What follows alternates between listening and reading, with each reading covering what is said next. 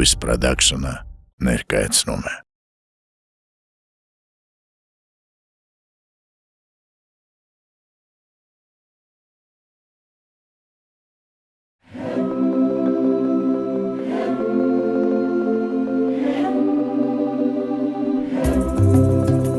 Բարև բոլորին, ես շատ ուրախ եմ, որ դուք նորից միացել եք մեզ, հիշեցնեմ, որ դուք դիտում եք Կենդանի հաղորդումը։ Մինչև կներկայացնեմ այսօրվա հյուրին, առաջարկում եմ, որ շատ արագ միանաք մեզ, գրանցվեք, ստեղծեք զանգակը, դնեք նաև լայքեր, 1, 2, 3, արեցիք, հասցրիք, գնացինք։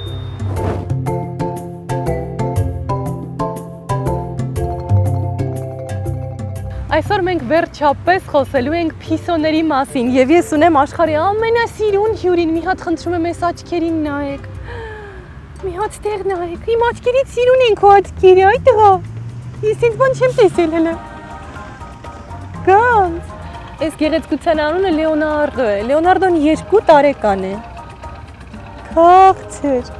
Ես այսքան նուրբ հոգեբանությամբ փիսո կյանքիս մեջ տեսած չկամ։ Մենք հանդիպում ենք ընդամենը 2-րդ անգամ ու ինքը մի անգամից իմ գրկում քնել էր նոր Ջանիկ։ Կատուների մասին իհարկե շատ բաներ կան պատմելու, կփորձեմ այսօր մի քիչ սեղմ ներկայացնել ընդհանուր ինֆորմացիա, հետագայում մենք խոսելու ենք բոլոր ցեղատեսակների մասին, նրանց պահանջմունքների մասին, դաստիարակության, բնավորության, սննդի եւ այլնի մասին։ Այսօր խոսում ենք այս հրաշքի մասին, ով 2 տարեկան է, Լեոնարդոն հայտնվել է իր տիրոջ կյանքում շատ անսպասելի եւ այդ մասին մենք հենց հիմա կխոսենք արդեն տիրոջ հետ։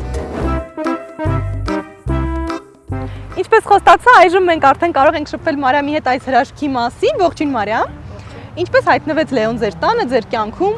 Շանս տարել է վիրահատությունից վերադառնալուց զգացի ճանապարհի սկզբնամասում երեխաները ինչ որ բան են ոտքով հրում։ Մոտեցանք Շան հետ, ինքն էր տոպրակի մեջ,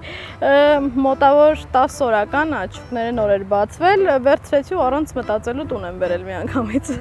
Իսկ ինքը ոնց էր, վնասված էր, ինչ վիճակում էր։ Չէ, վնասված չէր, չէին հասցրել վնասեին ու շուտ վերականգնվեց, վախեցած էր մի փոքր։ Վախեցած էր, ասես ստրեսի մեջ բնականաբար։ Երևի այստեղ ճիշտ կլինի դիմել ծնողներ, հարգելի ծնողներ, հատկապես ուշադիր եղեք երեխաներին, որովհետև երբեմն նրանք չարդարացված ագրեսիա են դրսևորում կենդանիների նկատմամբ, կատուներ, շներ էական չի, ամեն դեպքում երեխաները պիտի հասկանան, որ կենդանուն վնասել չի կարելի եւ ծնողների դերը այստեղ շատ կարեւոր է։ Ասացիք շուն ունեք, գիտեմ, որ էլի կատու ունեք եւ էլի շուն ունեք, բացի նրանից ու մասին պատմեցիք։ Ոնց ստացվեց իրենց կապը, շփումը, որտեղ գիտեմ, որ կատուները շատ ինքնուրույն կենդանիներ են եւ այդքան էլ հեշտ չեն համակերպվում այլ կենդանիների հետ, նույն տարածքում հատկապես։ Ունեմ 3 շուն, 2 կատու, ինքն էլ հետը 2, չի համակերպվել։ Չի համակերպվել։ 2 տարի անցել դեռ չի ստացվում։ Չեն վնասում, բայց ինքը աշխատում է իրան ավելի sense բարձր մակարդակի վրա պահի մնացած կենդանիներից։ Վնասվածքներ չեն ստացել այսքան ժամանակ միմյանցից։ Նայեք, բայց տարածքի խնդիր է առաջանում, չէ՞ որ եղել է կատու, որը արդեն եթե չեմ սխալվում 10-12 տարեկան է, եւ այդ կատուն սովորել որ դա իր տարածքն է, ինքը տերն ու տիրակալն է։ Ու հանկարծ հայտնվում է սիրուն աչուկներով եւս մի կատու, սերերն էլ եթե չեմ սխալվում նույնն են, եւս խնդիր է։ Ոնց եք այս հարցը լուծել։ Երբ որ ինքը փոքր էր, խնդիր չէր լինում, բայց երբ որ մեծացավ, շատ ուժեղ վնասեց իմ մեծ կատվին տան։ Միջև անգամ ողնաշարի վնասվածք, միջև նրան վերականգնեցինք, արդեն մեծն է զգուշանում, այսինքն չի փորձում մտնի Լեոյի տարածք, չի փորձում խանգարի, փորձում ենք նենց անենք իրար չուտեն։ Սա շատ կարևոր հարց է, սիրելի ընկերներ, եթե դուք ուզում եք եւս մի կենդանի վերցնել, օրինակ կատու եւ տանը ունեք շուն կամ կատու արդեն մի քիչ ավելի մեծ տարիքի, ապա պետք է շատ լուրջ մոտենաք այս խնդրին։ Նախ, կատուն բացարձակ կարիք չունի եւս մի կատվի, նրանք սոցիալական էակներ չեն, տիրոջ ներկայությունը իրեն լրիվ բավարար է երջանիկ լինելու համար։ Այլ բան է, եթե կա շուն, որին դուք ուզում եք ընկեր բերել, բայց շատ կարևոր է այն կենդանին, որը արդեն տանն է, երբեք պիտի ուշադրության պակաս չունենա։ Մոտավորապես նույն բանն է, երբ դուք ունենում եք երկրորդ երեխա։ Մեծ երեխան պիտի իմանա, որ ինքը սիրված է, ուշադրության կենտրոնում է, պիտի իմանա, որ փոքրին վնասել չի կարելի, փոքրն էլ պիտի իր տեղն իմանա։ Մոտավորապես նույն բանն է, ուղղակի ականջներով ու պոչիկով։ Ay Canan, ay սիստերնես դնեց ներվայնանում, ես ինձ ջմրթեմ։ Սիամական արյուն ունեցող կատոները շատ ազատատենչ կենդանիներ են։ Ոնց եք համակերպվում իր հետ, ոնց են բնավորությունները ձեր համընկել, արդյոք դժվար է թե չէ, հիմա արդեն 2 տարի անցել, շատ բան կա պատմելու վստահ եմ։ Մենք վարձով ապրում ենք իր տանը։ Հայտնի ճշմարտություն շատ է այդպես լինում։ Ինք իր որոշմամբ նստում ենք հյուրասենյակում Կամ խոհանոցում, կամ ննջասենյակում։ Հասկանալի է։ Իսկ ինչ են ինքը ուտում առհասարակ։ Այստեղ փաստորեն ինքն է էլի թելադրում ինչ է ուզում եւ դժվարանում եք դուք ճիշտ կերակրատեսակներ, հա, ճիշտ մենյու մշակել։ 2 տարի ուտում են նույն կերը, նույն ֆիրմայի։ 4 կերի մասին է խոսքը։ 4 կերի մասին է խոսքը ու ոչ մի ուրիշ ֆիրմայից, ոչ մի ուրիշ կեր։ Իրականում դա երևի այդքան էլ վատ չէ, որովհետև կատուները հատկապես ատամների եւ լնդերի հետ կապված խնդիր չունենալու համար 4 կերի կարիք շատ են ունենում եւ եթե կենթանին ինքը իրենով ընտրել է 4 կերը ու ոչ մի ուրիշ բան չի ուզում, համ ձեր կյանքն է հեշտանում, դուք անդադար ճիշտ բաներ պատրաստելու կարիք չեք ունենում, համ ինքը ավելի առողջ է լինում, համ բոլոր վիտամինները պահպանվում են, մի խոսքով մի բողոքեք Մարիամ ջան, լավ է, կենթանին լավ էլ հասկանում է ինչ իրեն պետք է կյանքում։ Խոսենք մի քիչ եղունգների մասին, ես մի քիչ չանգրտոտվել եմ արդեն Լեոյի թեթև ձեռքով, ոնց եք խնամում իրեն այս հարցի շուրջ։ Իր եղունգները չեմ կտրում, որովհետև այն կենթանին կատուն, ով որ դրսի հետ կապ ունի, այսինքն բնության հետ, չի կարելի իր եղունգները կտրել, որովհետև ինքը պետքա շներից պաշտպանվի, այլ կենթանիներից պաշտպանվի, դրա համար չեմ կտրում եղունգները։ Սովորաբար, եթե տանն են ապրում, կտրում են, խառնում են։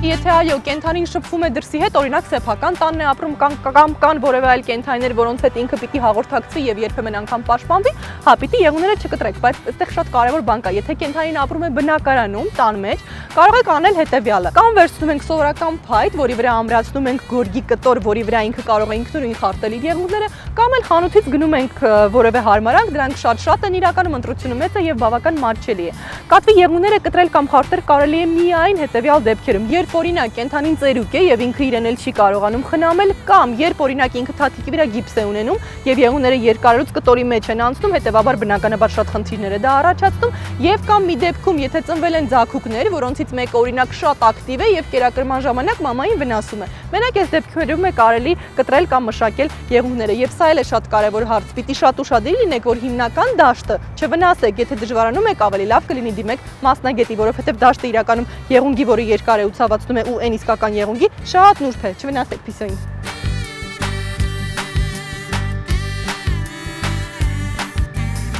Հասանք ամենակարևոր թեմաներից մեկին, լողացնելու եւ սանրելու մասին է խոսքը, ոնց է այս հարցը կազմակերպում։ Լողացնում եմ, գիտեմ, որ չի կարելի, բայց համարյա ամիսը 2 անգամ։ Օհո, իրոք։ Որովհետև դուրս ներս տան իրերի հետ շփումը շատ է իրա, դրա համար ստիպված ես իրան լողացնում եմ շուշոտ, բայց գիտեմ, որ ճիշտը տարին 3-4 անգամն է ամենաշատը, սանրվում է օրը մինիմում 3-4 անգամ։ Ահա։ Իրականում այո, ճիշտ եք, լողացնել չի կարելի այդքան հաճախ կատուներին, իրենք առհասարակ շատ քիչ են դրա կարիքը ունենում, եթե դուրս ներսը շատ է լինում, ընդամենը խոնավ շորով կարելի է այդ հարցը լուծել, խոնավ սրբիչով, իսկ եթե ամեն դեպքում պիտի լողացնեք, երկար մազիկներով փիսոների եւ կարճ մազիկներով փիսոների լողացնելու ձևը տարբեր է, հիմա հերթով պատմեմ։ Երբ փիսոն ունի շատ երկար մազեր, առաջին հերթին պետք է սանրել այս մազիկները շատ լավ ու հետո նրանցնել լողացման process-ին։ Եթե մազիկները կարճ են, կարելի է չսանրել լողացնելուց առաջ։ Առհասարակ փիսոյի մազերը եթե երկար են կամ համարյա երկար են, պետք է սանրել ամեն օր, եթե երկար չէ, կարելի է շաբաթվա մեջ 2 անգամ սանրել։ Վերադառնանք լողանալուն։ Ուրեմն լոգարանում վաննչկայի մեջ լցնում ենք 10-ից 15 սանտիմետր բարձրության ջուր 40 աստիճան տաքությամբ։ Անպայման հատակին դնում ենք սրբիչ, փափուկ, որի վրա կատուն կկանգնի եւ իրեն ավելի հարմարավետ կլինի։ Երբ ինքը չի սահում, ինքը իրեն ավելի պինդ ու կոմֆորտ է զգում։ Շատ կարևոր է լողանալու ժամանակ հատուկ ուշադրություն դարձնել, որպեսզի կենթանու գլուխը լինի ջրից բարձր։ Ոչ մի դեպքում գլխին չպիտի կաթա ջուր։ Գլուխը լվանում ենք հետո առանձին, ոչ թե լվանում ենք իրականում, այլ ուղղակի խոնավ շորով մաքրում ենք։ Ակաջների հանդեպ պետք է շատ ուշադիր լինել, աչուկների եւ քիթիկի դրանց մասին առանձին կխոսենք։ Խոսենք նաև սանրվելու ձևի մասին, ինչ եղանակով եք դուք սանրում։ 2 էտապով է սանրվում ինքը, առաջինը սանրում եմ ավելի երկար ատամներով, որ մազերի մեջի կողշտուկներ ու մնացած դուրս գան, հետո արդեն սանրում ենք ձեռնոցով, որ այս մնացած մազերը դուրս գան վրայից։ Սանրում ենք մոտ օր 3-4 անգամ, չնայած որ ինքը դեմ է միշտ։ Բնականաբար։ Սանրվելն իհարկե նույնպես շատ կարևոր հարց է, էլի երկար մազիկներով եւ կարճ մազիկներով փիսոները տարբեր կերպ պիտի սանրվեն, տարբեր սանրներ են դրանք իրականում, ոչ թե տարբեր կերպ։ Հիմնականում ձևը նույնն է, գլխից մինչեւ պոչիկ ենք սանրում իրան, իսկ վիզիկի մասը սանրում ենք հակառակ ուղղությամբ։ Բայց սանրի ձևերն են տարբեր, մի քիչ ավելի երկար եւ նոսր ատամիկներով, գլխիկները ավելի կլոր եւ ավելի մի քիչ բարակ, փայտյա կամ ռետինե, արհեստական մազիկներ ընդհանրապես չի կարելի օգտագործել։ Մի խոսքով սրանք շատ նուրբ մանրամասնություններ են, որոնք անպայման բժշկի հետ խորհրդակցելու դեպքում դուք կպարզեք։ Եվ անպայման ուզում եմ նաև հարցնել, թե ինչպես եք զուգարանային հարցերը կարգավորում, որտեղ սա էլ երկար ճանապարհ է, որը տերը անցնում է փիսոյի հետ բնականաբար։ Ջանք չեմ խնայել սովորացնելու համար, ինքը հենց առաջին իսկ վարքյանից սովորել է, այսինքն չի սովորել, միանգամից գնացել է ու իր կարիքները հոգացել է համապատասխան տարածքում։ Հա։ Այսինքն շատ հեշտ է, բարդ ճանապարհ չեք անցել։ Չէ, հիմնական կատուների մոտ բարդ ճանապարհ չի լինում այդ հարցում։ Շներն են մի քիչ ավելի պրոբլեմատիկ, կատուները ավելի հասկանում են այդ։ Համաձայն եմ, առասարակ կատուները շատ ինքնակազմակերպող են այդ առումով, բայց զուգարանային հարցերում ուզում եի մի շատ կարևոր բան ասել։ Եթե տանը ունեք 1-ից ավելի կատու, ապա անպայման հաշվի առեք, որ նաև պիտի ունենաք հարմար վայր 1-ից ավելի կատվի համար։ Այսինքն երբեմն անգամ հանդիպում է, որ մեկ կատուն այն թեթև բաները անում է առանձին զուգարանում, այն մի քիչ մյուս բաները անում է երկրորդ զուգարանում։ Այսինքն պիտի հաշվի առնեք, որ իրենք սեփական տարածքի, սեփական զուգարանի, սեփական մահճակալի կարիքը ունենում են։ Կատուն ի տարբերություն շների շատ